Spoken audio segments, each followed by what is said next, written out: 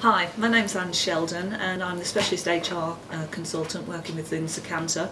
I work with a range of clients and most of them are, I would say, predominantly based in the West Midlands, East Midlands, but I do go further afield.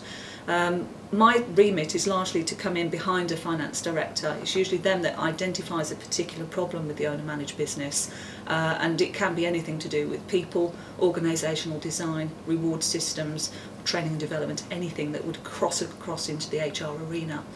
Most of my activities can be done on an on-site or off-site basis. The client obviously will pay for what they need at the time, and that's one of the beauties of what we offer, is that the clients can put the resource on and off as they need to. With HR, I think there are certain activities that are particularly key that would happen every year.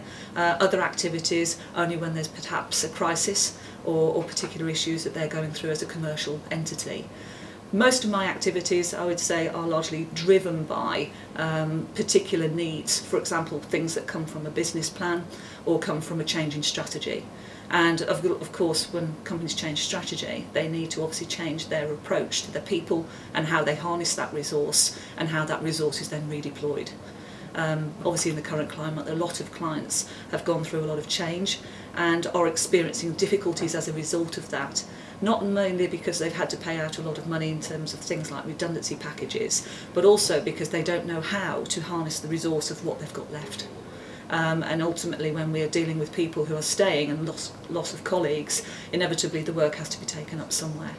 And it's about restructuring and re-incentivising and allowing people sometimes to take systems out where they're not helpful to an organisation, as well as put systems in that are.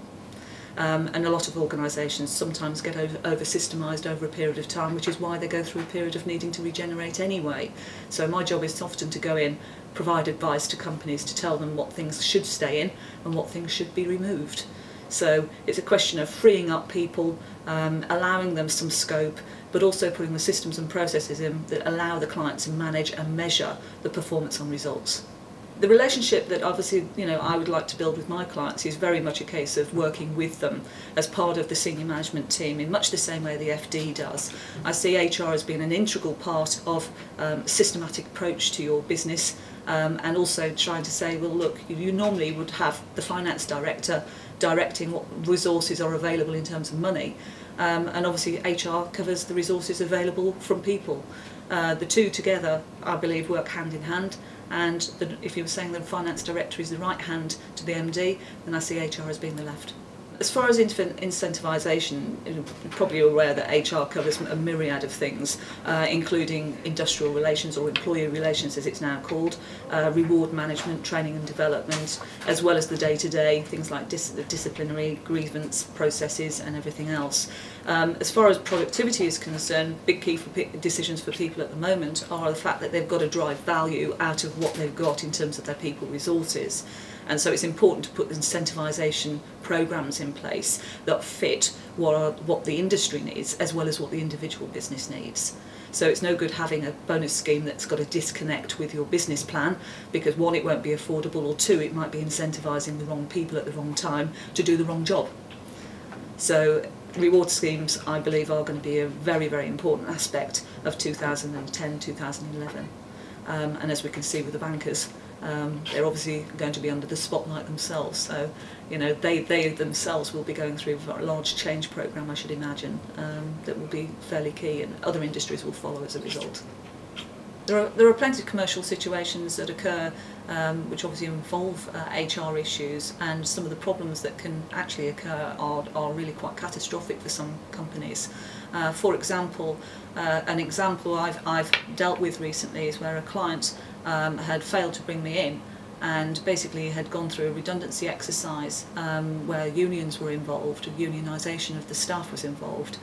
And those particular employees appealed their dismissal decisions with the backing of the union that caused the employer to have to reinstate quite a number of them. Now that had huge ramifications to the business plan and the bank loan and the directors' own commitments into the business. largely because he effectively had planned for the cost to come out of the business by a set date and had a bank loan on the back of it. And unfortunately that then made the whole thing totally untenable when he had to effectively reinstate and put the salaries back in that he thought he'd been able to manage out. And that for me was just a classic example of where having some HR assistance would have made sure that the dismissals were carried out in the right format and in the right manner and in a fair manner that would have allowed him to do what he wanted to do, which was achieve his cost savings by a set time. In terms of the strong upsides, I think we've got plenty of examples of where I could sort of say, well look, where we've achieved value add for particular clients. The one that sticks out as being a major one for me that I worked on was a client who basically was making family-owned business, been operating for 50 years plus, but been making small profits.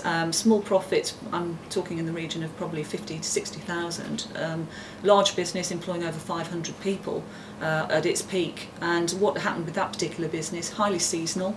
And what we did with the finance director's involvement, we worked very much hand in glove, and the profits from that company, by virtue of the changes that were made in the finance arena and by the changes that we made from an HR and organisational point of view, we ended up with a profit out of that company of 2.8 million some 2 years later.